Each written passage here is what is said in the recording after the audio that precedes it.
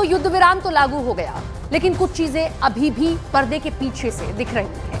जैसे युद्ध विराम की शर्तें साफ नहीं है। ट्रंप कह रहे हैं कि पूरा और पूरी तरह से सीजफायर हो गया है। नेतन्याहू के दफ्तर से सीजफायर का औपचारिक ऐलान तो किया गया, लेकिन शर्तें बताई नहीं गई हैं। वहीं ईरान के विदेश मंत्री ने कहा कि कोई समझौता नहीं हुआ है। इन बयानों से उतना ही पता चलता है जितना ट्रंप बताना चाहते हैं, लेकिन पर्दे के पीछे की डील क्या हुई है, सीजफायर का फॉर्मूला क्या तय हुआ है, ये साफ नहीं हुआ है।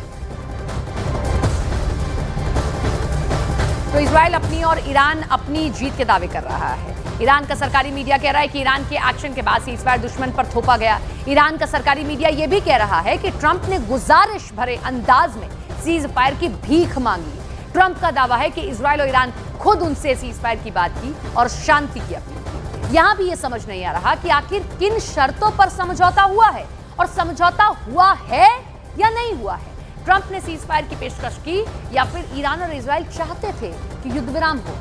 अब बड़ी बात यह भी कि सीजफायर ऐलान के बाद भी हमले जारी हैं, जो हम आपको दिखा भी रहे हैं। ईरान से 6 बार में 12 मिसाइलें इजराइल पर दागी गई हैं। इजराइल में भी कई इमारतें तबाह हुई हैं, कई जानें जा चुकी हैं। इजरायली आर्मी ने वीडियो जारी करके दिखाया कि सुबह जिन जगहों से मिसाइलें फायर की गई, ईरान में उन मिसाइल लॉन्चर्स पर हमले किए गए हैं। हमले अभी भी जारी हैं। ईरान ने सीजफायर लागू होने के 3.5 घंटे बाद हमला किया और इजराइल ने धमकी दी कि तेहरान को दहला कर रख देंगे।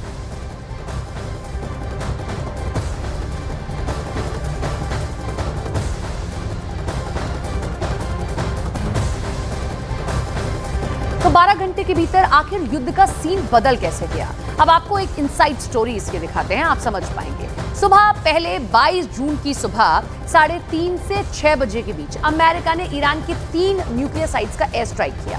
इस बीच अमेरिका ने बैकडोर से ईरान को मैसेज भेजा और कहा कि हमला सीमित है, बातचीत हो सकती है। अमेरिका ने बातचीत के लिए शर्त रखी, कहा कि यूरेनियम की प्रोसेसिंग बंद करे ईरान। इसके बाद 23 जून की देर रात ईरान ने कतर में अमेरिकी बेस पर मिसाइल हमला किया।